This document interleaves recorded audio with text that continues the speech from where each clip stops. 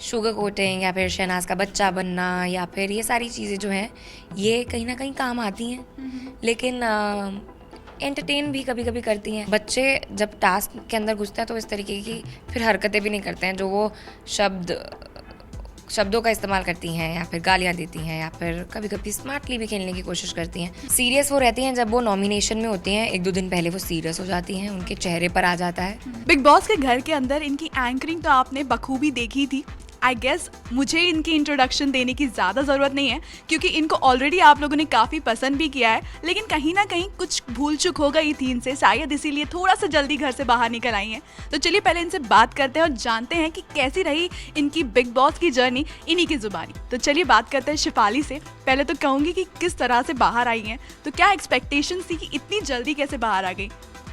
Expectations बहुत ज़्यादा थी और सोचा नहीं था कि बाहर इतनी जल्दी आ जाऊंगी, लेकिन जितनी भी जर्नी अभी तक की रही है, 1 महीना बहुत बड़ी अचीवमेंट है। बिग बॉस के घर में कौन नहीं आना चाहता है, और जर्नी मेरी बहुत अच्छी रही, लेकिन थोड़ा सा डिसअपॉइंटेड हूँ कि बाहर आ गई हूँ, जबकि लोग ऐसे अंदर हैं, कुछ और कंटेस्टेंट्स हैं जो डिज़र्व करते हैं बाहर आना। अब जानना चाहूँगी क्या एक्सपेक्ट किया था सिद्धार्थ डे के जस्ट बाद आपका भी एलिमिनेशन हो जाएगा, क्योंकि काफ़ी अच्छी बॉन्ड आप लोगों की देखने मिली हमें ऑन स्क्रीन, तो क्या कहेंगे? नहीं, मैंने एक्सपेक्ट नहीं किया था कि मैं बाहर आऊँगी इतनी जल्दी जैसे कि मैं बोल रही हूँ, लेकिन सिद्धार्थ देव पहले गए हैं और मैं बाद में आई हूँ, ये कोई कनेक्शन नहीं है। जनता के वोट्स पर हैं बहुत सारी चीज़ें, पर हाँ डिसअपॉइंटेड इसलिए हूँ ज़्यादा क्योंकि पहली चीज़ जल्दी बाहर आ गई, दूसरी चीज़ कुछ जो नॉन डिज़र्विंग कंटेस्टेंट्स हैं वो अंदर हैं सेफ, या तो वो खेल गए या तो वो किसी और की बदौलत बच गए। कहीं ना कहीं आपको नहीं लगा कि जो स्ट्रैटेजीज बिल्ड की गई थी, आप ग्रुप में भी थी, उसके बाद कई सारी चीज़ें हुई, कहीं ना कहीं उन लोगों ने ग्रुप वाइज कोई गेम तो नहीं खेल दिया या आपको बाहर एलिमिनेट करने के लिए? नहीं नहीं, आई डोंट थिंक सो। उनके हाथ में इतना कुछ नहीं था, वो अपने आप को बचाने का ही टास्क था जो उन्होंने नहीं बचाया, तो उनके खुद के पैर पर भी कुल्हाड़ी वो पड़ी। लेकिन मैंने अपनी पूरी कोशिश की थी अपने लिए खेलने की, तो मैं उन लोगों की कोई ऐसी स्ट्रैटेजी को ब्लेम नहीं करूँगी, लेकिन वो लोग मुझे स्ट्रॉन्ग समझते थे, वो जानते थे कि जो मैं गेम खेल रही हूँ वो कंपैरेटिवली वहाँ पे बहुत सारे ऐसे लोग हैं जो उनको मैं ख़तरे में डाल सकती हूँ, क्योंकि चाहे वो इंटरव्यू वाला टास्क हो या फिर कोई भी हो, तो उनको डर लगता था मुझसे। पहले टास्क में मैंने किसी को क्वीन नहीं बनने दिया क्योंकि मुझे नहीं लगता था कि वो हकदार है क्वीन बनने की, तो उनको कहीं ना कहीं एक तरीके से मुझसे डर था, लेकिन वो उस हिसाब से गेम नहीं खेल पाया कि वो मुझे निकाल देंगे। अब जानना चाहूँगी कि जिस तरह से थोड़ा सा टास्क के दौरान आपको काफ़ी वाइल्ड भी देखा गया है, हमने ऑन स्क्रीन देखा है, जिस तरह से आप अपना स्टैंड लेती थी, तो क्या कुछ दिमाग में हमेशा रहता था कि इस स्ट्रैटेजी से मैं खेलूंगी, या फिर कभी जो भी झगड़ा भी हुआ, भले वो शहनाज के साथ हो या फिर दूसरे कोई टास्क के दौरान जो भी झगड़ा हुआ है, तो किस तरह से सारी चीज़ें होती थी और आपको क्या लगता है कि किस तरह से वो आई हैं दर्शकों के सामने? टास्क में से हमेशा मेरा यही रहता था, कोई स्ट्रैटेजी नहीं थी, ये एक आई गेस खुद के लिए खेलने के लिए वो जज्बा आप में होना चाहिए। जब आप एक रियलिटी शो में जा रहे हैं और एक टास्क कर रहे हैं, वहाँ पे आपको अपने आप को जिताना है, फिर आप एक टीम में हो और आपको लगता है वो टीम जीतेगी तो आप जीतोगे, तो आपको उस टीम को जिताना है।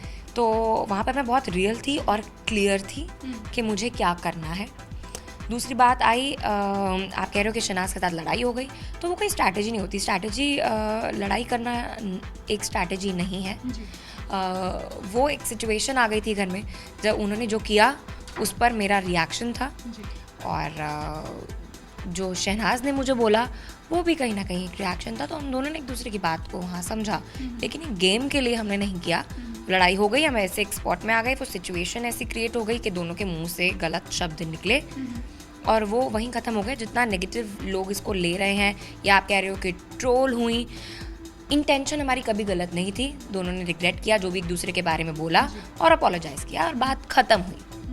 ओके, अब जानना चाहूँगी जो शहनाज हैं उनके दो रूप देख रहे हैं, एक जो चुलबुला वाला अंदाज है वो तो सभी देख रहे हैं, लेकिन क्या लगता है ये उनकी स्ट्रैटेजी है या फिर वो किस तरह से सीरियस भी रहती हैं या घर में या कभी कुछ, ये हमेशा ही उनका ऐसा रहता है?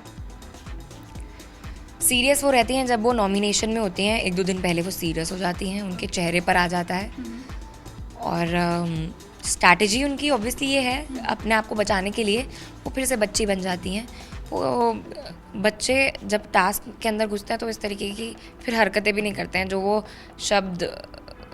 शब्दों का इस्तेमाल करती हैं या फिर गालियाँ देती हैं या फिर कभी कभी स्मार्टली भी खेलने की कोशिश करती हैं, तो वो बच्चे नहीं करते हैं। तो कभी कभी वो स्ट्रैटेजी होता है गेम के लिए, वो कभी कभी ओवर बच्चा बनने की कोशिश करती हैं, जो हमें फिर इरिटेट करने लग जाता है, क्योंकि हम इन एंड आउट उसको देख रहे हैं 24 घंटे, आप फेक नहीं कर सकते हो।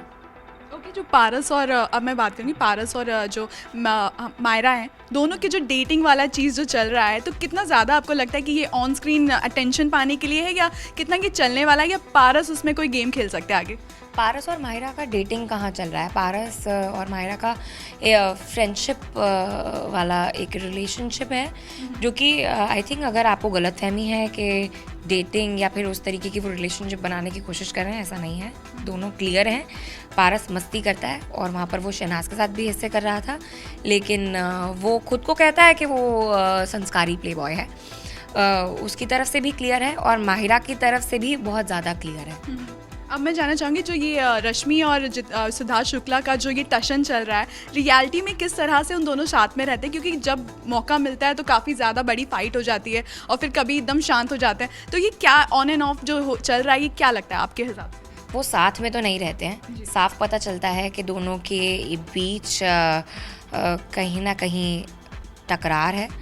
दोनों एक दूसरे के बारे में बोलते हैं, रिएक्ट करते हैं, अलग अलग बैठते हैं और कोशिश करते हैं कि ना बोलें एक दूसरे के बारे में, लेकिन वो घर ऐसा है, कुछ ना कुछ आपके मुंह से निकल जाता है, तो ऐसे लगता है कि इसने इसके बारे में ये कह दिया। पर मुझे नहीं लगता। कई बारी सिद्धार्थ शुक्ला भी मैनिपुलेट करते हैं, फंस जाती है रश्मि, लेकिन रश्मि भी बहुत ही शुगर कोट करके चीज़ें ऐसे कह देती हैं जहाँ पर उनकी फिर सच्चाई फिर सामने आ जाती है। आपको लगता है कि जिस तरह से ये शुगर कोटिंग और जो स्ट्रैटेजीज और मैनिपुलेशन है, जो ये स्ट्रॉन्ग पॉइंट्स बन सकता है उनके लिए आगे चल के, कि किस तरह से वो है? डेफिनेटली ये जो शुगर कोटिंग या फिर शहनाज का बच्चा बनना या फिर ये सारी चीज़ें जो हैं, ये कहीं ना कहीं काम आती हैं, लेकिन एंटरटेन भी कभी कभी करती हैं। एटलीस्ट आपको बातों में बनाए रखते हैं कि आप you are the talk of the town. अगर आप ये सारी चीज़ें करते हो, लेकिन लोगों को पता चल रहा है कि सच क्या है और झूठ क्या है। अब कुछ जो रिप्लाइज मैं आपसे मांगूंगी कि जिस तरह से देवलीना और आरती होंगी, तो दोनों में से कौन स्ट्रांग हो सकता है और कौन थोड़ा सा वीक पड़ सकता है? आरती वीक, क्योंकि देवलीना, खैर मैं अभी तक समझती आई थी कि देवलीना काफ़ी स्ट्रॉन्ग है और खुद के लिए खेलती हैं, लेकिन डिलीवरी वाले टास्क में उन्होंने वहाँ पे वो अपनी गेम ही फ्लॉप कर दी। लेकिन फिर भी वो जो अपना पॉइंट रखती हैं, कोई भी बात कहती हैं, वो उस पर अड़ी रहती हैं। लेकिन आरती, आपने देखा कि मेरे साथ जब उनका पहला टास्क हुआ था, मैंने उनको जो बोला उन्होंने वहाँ पे वो बात ख़त्म कर दी। फिर वो थोड़े थोड़े टाइम बाद लेकर आती हैं जस्ट टू क्रिएट कि उनको किसी ना किसी बात पर एक रीज़न देना है, या फिर लड़ाई करनी है, या फिर कोई बात हो रही है, वो उस बात में कोई दूसरी बात घुसा देंगी जस्ट टू कि उनको अपना कुछ कहना है, बात रखनी है, पॉइंट कहना है कि तूने भी ऐसे किया था, ये वो। तो वो समझ में नहीं आता वो जिस तरीके से चीज़ों को कनेक्ट करती हैं। अब अगर पारस और आसिम की बात की जाए, तो उन दोनों में से कौन स्ट्रांग पड़ सकता है और कौन वीक पड़ सकता है? आई थिंक आसिम वीक पड़ सकता है, क्योंकि पारस भी काफ़ी एग्रेसिव है, गालियाँ दे देता है, और आसिम भी ऐसे करता है, लेकिन आसिम चीज़ें फेंक सकता है, तो उसको वही चीज़ उस पर भारी पड़ सकती है। अदरवाइज़ पारस काफ़ी रियलिटी शोज़ कर आया है, तो वो मुझे गेम के हिसाब से जो बाकी वो जितने कनेक्शंस बना के चल रहा है, इसमें भी वो आसिम से ज़्यादा स्ट्रॉन्ग है। ओके, अब अगर रश्मि और सिद्धार्थ की बात की जाए, तो कौन एक पॉइंट के बाद स्ट्रॉन्ग या वीक हो सकता है? दोनों की फ़ैन फॉलोइंग बहुत ज़्यादा है। कौन वीक हो सकता है? आई थिंक रश्मि, क्योंकि सिद्धार्थ बहुत तरीके से अपना पॉइंट रखते हैं, रश्मि अपनी बातों में फंस जाती हैं और लोगों को लगता है कि फिर वो दोगली हैं, तो वो वीक पड़ सकती हैं उस चीज़ में। लास्टली मायरा और शहनाज की बात की जाए, तो एक पॉइंट के बाद कौन पावरफुल रह जाएगा और कौन थोड़ा सा वीक हो जाएगा? ऑब्वियसली शहनाज बहुत पावरफुल है एंड कंपैरेटिवली माहिरा नहीं स्टैंड करती है उसके आगे, तो मुझे लगता है कि शहनाज तो काफ़ी आगे तक जाएगी। Last but not the least, जैसे कि अब वाइल्ड कार्ड एंट्रीज भी होने वाली है, तो कितना ज़्यादा आपको लगता है हिंदुस्तानी भाव हैं और कई सारे लोग हैं जो घर के अंदर आने वाले हैं, तो ये गेम चेंजिंग पॉइंट किस तरह से बन सकता है? क्या आपको लगता है कि केसारी लाल और ये सब के आने के बाद भी गेम में और एक नया ट्विस्ट आ सकता है? बिल्कुल ज़रूर आएगा ट्विस्ट, तभी उनको लाया गया है। और ये सीज़न 13 है, टेढ़ा है, तो डेफिनेटली क्वेश्चंस चेंज होंगी अब सबकी। और हिंदुस्तानी भाव मुझे लगता है जैसे वो बात करते हैं, बोलते हैं, वो खूब उतारेंगे घर में लोगों की, और बचेंगे लोग कि इनसे बात ना करूं तो अच्छा है।